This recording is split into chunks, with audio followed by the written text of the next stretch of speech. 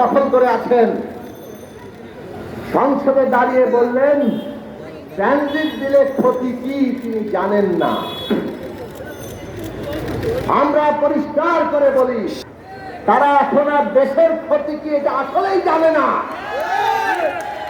জানে, তারা একটা জিনিস কেবল জানে, কিভাবে গদি রক্ষা করতে হবে। গদি রক্ষার জন্য সমস্ত কিছু উজাড় করে দিলেও তাদের কোনো অসুবিধা নেই। এই কথা আমরা বলি না, খোদ প্রধানমন্ত্রী নিজেই বলেছেন। তিনি বলেছেন যদি বঙ্গোপসাগর দিয়ে দেই, সেন্ট মার্টিন দিয়ে দেই, তাহলে ক্ষমতায় থাকতে পারি, গদিতে থাকতে পারি। আমরা প্রশ্ন করি, এই যে বিনা ভোটে ক্ষমতায় আছেন, কিসের বিনিময়ে আছেন? বাংলাদেশের কি কি জিনিস কার কার হাতে তুলে দিয়েছেন? পরিষ্কার করে আমাদের নেতৃবৃন্দ বলেছেন, ওই কানেক্টিভিটি, ট্রানজিট, এইসবের নাম করে ভারতকে করিডোর দিচ্ছেন। পরিষ্কার করে মুখ দিয়ে বলতে পারেন না। ভারতের চাহিদা থাকতেই পারে, ভারতের এক অঞ্চল থেকে আরেক অঞ্চল যেতে চিকেন নেট দিয়ে অনেক অসুবিধা, তারা করিডোর চাইতেই পারে। করিডোরকে করিডোর বলেন। আর সুবিধা যখন চাইবেন, বাংলাদেশ কি কি পাচ্ছে আর না পাচ্ছে বাংলাদেশের মানুষ সেটা দেখবে। এই দেশের মানুষকে শুষ্ক মৌসুমে পানি আটকে রেখে তাদেরকে পানিতে মারবেন, সীমান্তে কাঁটাতারে আমাদের নাগরিকদের প্রতিদিন গুলি করে হত্যা করবেন, ফেলানির লাশ ঝুলতে থাকবে, বাংলাদেশ ঝুলতে থাকবে। বাংলাদেশের সাথে বন্ধুত্বের কথা বলবেন, বাণিজ্যে সমস্ত ধরনের অশুল্ক বাধা সৃষ্টি করে রাখবেন। আর আপনাদের যা চাহিদা বাংলাদেশ কেবল পূরণ করবে। এই রকম অবস্থা তো এই দেশে নির্বাচিত সরকার থাকলে হতে পারবে না। আর এই কারণেই এই রকম একটি বিনা ভোটের সরকার ভারত সহায়তা করে। এইটাও আমরা বলে যাই, এইটাও ওবায়দুল কাদের সাহেব আওয়ামী লীগের সাধারণ সম্পাদক পরিষ্কার করে প্রতিদিন বললে আমাদেরকে স্মরণ করিয়ে দেন। ভারত পাশে ছিল বলেই এই নির্বাচন তারা করতে পেরেছেন। কোন নির্বাচন? কোন নির্বাচন? আমি আর দামিন নির্বাচন।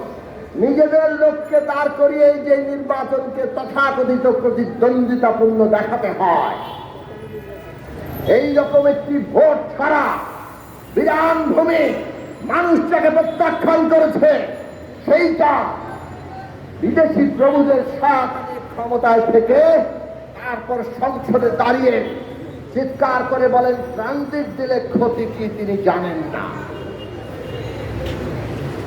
আমাদের নেতৃবৃন্দ বলেছেন, আমরা আবারও পরিষ্কার করে বলি, বাংলাদেশের পক্ষে কথা বলার কোন সরকার এই দেশে নাই।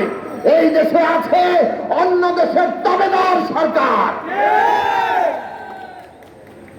বন্ধুরা আমার, এই যে একজন পররাষ্ট্রমন্ত্রী নিয়োগ করেছেন, যিনি প্রায় প্রতিদিন উনি যে আছেন এইটা আমাদের জানান দেন নানান কিছু বলে, বেশিরভাগই হাসি তামাশার কথা। কিন্তু গতকাল না পরশুদিন আসল কথাটা মুখ দিয়ে বের করে দিয়েছেন। বললেন তিনি প্রধানমন্ত্রী ভারত সফরে গিয়ে ভারতের প্রধানমন্ত্রী নরেন্দ্র মোদীর কাছে চীন সফরের কথা বলেছেন এবং ভারতের বাংলাদেশের প্রধানমন্ত্রী চীনে যাবে এটা নিয়ে ভারতের কোনো আপত্তি নেই। আর কিছু বলার দরকার আছে? বাংলাদেশ কি স্বাধীন সার্বভৌম দেশ? এই দেশের প্রধানমন্ত্রী পৃথিবীর যে কোনো দেশে যাবে, অন্য কোন দেশের অনুমতি লাগবে? কিন্তু শেখ হাসিনার লাগে। শেখ হাসিনার অনুমতি নিতে হয় এবং তিনি ভারতের প্রধানমন্ত্রীর কাছে চীন যাওয়ার অনুমতি নিয়ে এসেছেন।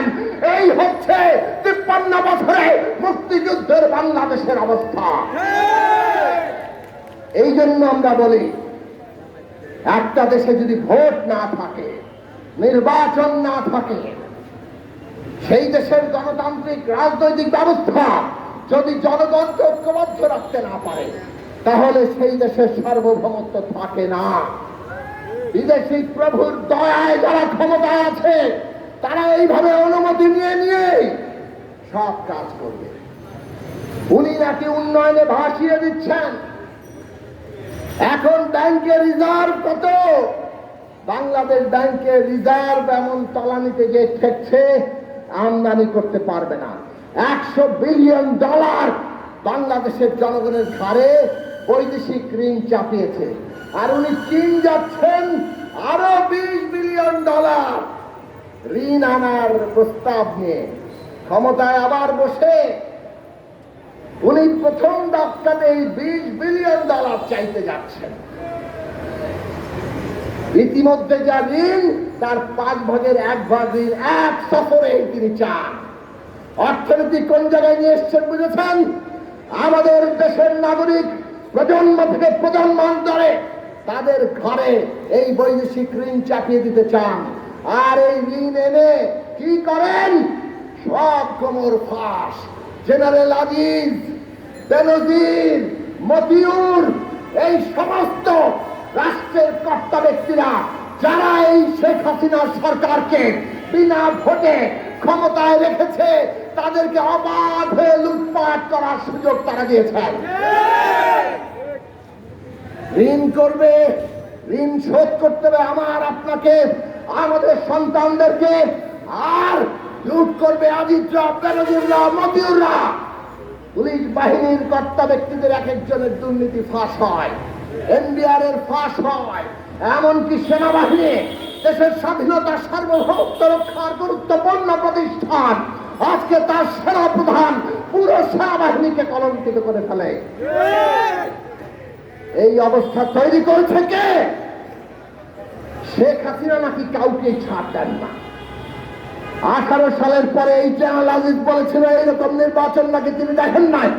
বেনজির সাহেব 14 থেকে 18 দুইটা নির্বাচন গুম খুন নির্যাতন করে সমস্ত বিরোধী দলকে দৌড়ের উপর রেখে জেলে ঢুকিয়ে তারপরে নির্বাচন পার করিয়েছেন। তখন তো বেনজির আহমেদ, জেনারেল আজিজ তারা কার লোক ছিল? এদের তৈরি করেছে কে? শেখ হাসিনা। এদের তৈরি করেছে কে? এই বিনা ভোটের সরকার।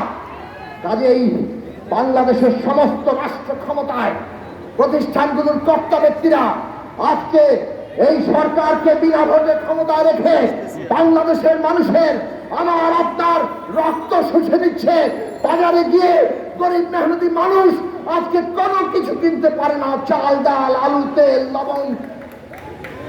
আর সিন্ডিকেট আলারা সব আপনার আমার পকেট থেকে শুষে নিচ্ছে। সরকার এক মরণ খেলায় নেমেছে। ক্ষমতায় থাকার জন্য মানুষকে তারা যেকোনো ভাবে বলি দিবে, হত্যা করবে, গুম করবে, দেশ ধ্বংস করবে। ক্ষমতা তারা ছাড়বে না।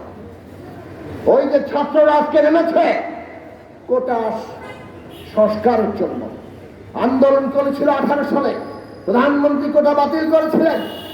আবার এখন কোটার পরিপত্র, ওই বাতিলের পরিপত্র বাতিল করে দিয়ে কোটা ব্যবস্থা বহাল করছেন। আন্দোলন করছে আবার শিক্ষার্থীরা। ওবায়দুল কাদের সাহেব নেমে পড়েছেন, আওয়ামী লীগের লোকেরা নেমে পড়েছে ছাত্রদের আন্দোলনকে বিভ্রান্ত করার জন্য, মানুষকে বিভ্রান্ত করার জন্য। তারা বলছে এর মধ্যে নাকি বিরোধী দল ঢুকে গেছে। আরে শিক্ষকদের আন্দোলন এমন ভাবে শিক্ষকদের পে স্কেল আর পেনশন স্কিম তৈরি করছে, ওই সরকারি কর্মকর্তার আমলারা বসে যে স্বায়ত্তশাসিত প্রতিষ্ঠানের এরা আর পেনশন পাবে না, ওনারা নিজেরা টাকা জমা দিয়ে কিছু পেনশন পাইতে পারে। এই সব আন্দোলনের উপরে নাকি বিরোধী দল ভর করেছে। পেনশন স্কিম আমরা বাতিল করেছিলাম, কোটা ব্যবস্থায় যে আবার বহাল করলেন আমরা করেছি, আপনারা করেছেন। তার বিরুদ্ধে আন্দোলন হয়েছে, আন্দোলন ফুসে উঠছে বলে এখন আবার ছাত্রলীগের গুন্ডা বাহিনী, হেলমেট বাহিনী হলে হলে পাহারাদারা বসিয়েছে এবং আন্দোলনটাকে দমন পীড়ন করে ধ্বংস করতে চাইছে। আমরা পরিষ্কার করে বলি, সমস্ত আন্দোলন আমাদের। এই ছাত্রদের আন্দোলনে বিরোধী দল কোনো ষড়যন্ত্র করছে না। আমরা পরিষ্কার করে ছাত্রদের আন্দোলনকে সমর্থন জানাই, শিক্ষকদের আন্দোলনকে সমর্থন জানাই এবং এই ছাত্র আমাদের, শ্রমিক আমাদের, শিক্ষক আমাদের, এই দেশের কৃষক আমাদের, সমস্ত জনগণ আমাদের। তাদের প্রতিটি আন্দোলনে আমরা আছি এবং সেই সব আন্দোলন এক সূত্রে গঠিত হয়ে আপনার মস্তক, আপনার গদি, তার তক্তের চাউস আমরা গলায় গামছা বেঁধে আপনাদেরকে নামিয়ে দেব। সেই দিন আসছে। নতুন করে আন্দোলনের প্রস্তুতি নেই। সমস্ত বিরোধী দলকে আমরা ঐক্যবদ্ধ করে গণ আন্দোলন, গণ অভ্যুত্থানের মধ্য দিয়ে আমরা এই সরকারের পতন ঘটাবো। তার জন্য প্রস্তুতি গ্রহণ করুন। গণতন্ত্র মঞ্চ লড়বে, সেই লড়াই আপনারা যোগ দিবেন।